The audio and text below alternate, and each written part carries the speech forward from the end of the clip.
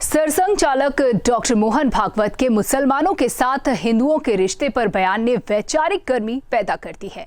संघ में ही बहुत से लोगों ने इसका विरोध शुरू कर दिया है। इन लोगों का कहना है कि गुरुजी गोलवलकर के जमाने में हिंदुत्व को लेकर संघ की सोच इससे अलग थी।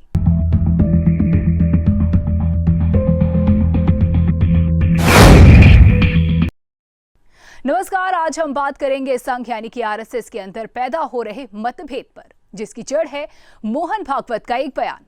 दरअसल विवाद की जड़ में संघ प्रमुख डॉक्टर भागवत का रविवार को गाजियाबाद में दिया वो बयान है जिसमें उन्होंने कहा था कि यदि कोई हिंदू कहता है कि मुसलमान यहाँ नहीं रह सकता तो वो हिंदू नहीं है।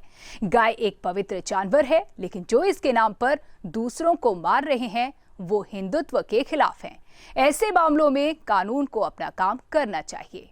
उन्होंने ये भी कहा कि सभी भारतीयों का डीएनए एक है, चाहे वो किसी भी धर्म का हो। करीब 50 साल बाद शायद ऐसे हालात फिर से बनते दिख रहे हैं जब संघ प्रमुख के विचार को लेकर संघ के भीतर ही आवाजें उठने लगी हैं। सूत्रों के मुताबिक विरोध के स्वर खास तौर से नागपुर, असम और पश्चिम बंगाल से आए हैं।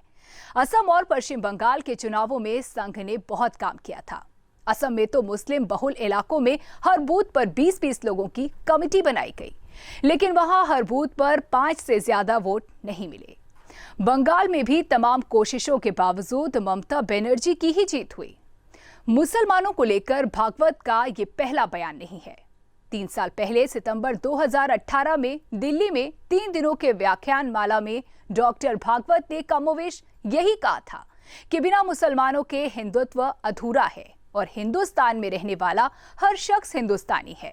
यदि किसी को हिंदुस्तानी शब्द से आपत्ति हो तो वो भारतीय कहे, उसमें भी कोई दिक्कत नहीं है। लेकिन संघ के इस बयान के बाद आगे बढ़ने का कोई काम नहीं हुआ। यानी कि नाराजगी जाहिर भले ही नहीं की गई हो, लेकिन संघ प्रमुख के विचार को स्वीकार नहीं किया गया।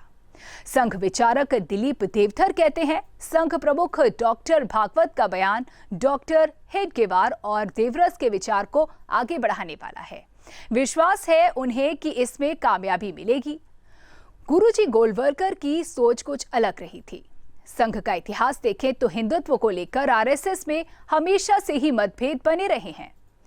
डॉक्टर हेडगेवार कहते थे कि हिंदुस्तान में रहने वाला हिंदू है, जैसे अमेरिका में अमेरिकन, जर्मनी में जर्मन होता है।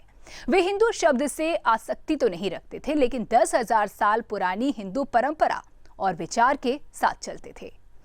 गोलवलकर जी मानते थे कि 1200 साल पहले जब से मुस्लिमों ने इस धरती पर कदम रखा है, उनका एकमात्र मकसद पूरे देश का धर्मांतरण करना और उसे अपना गुलाम बनाना रहा है।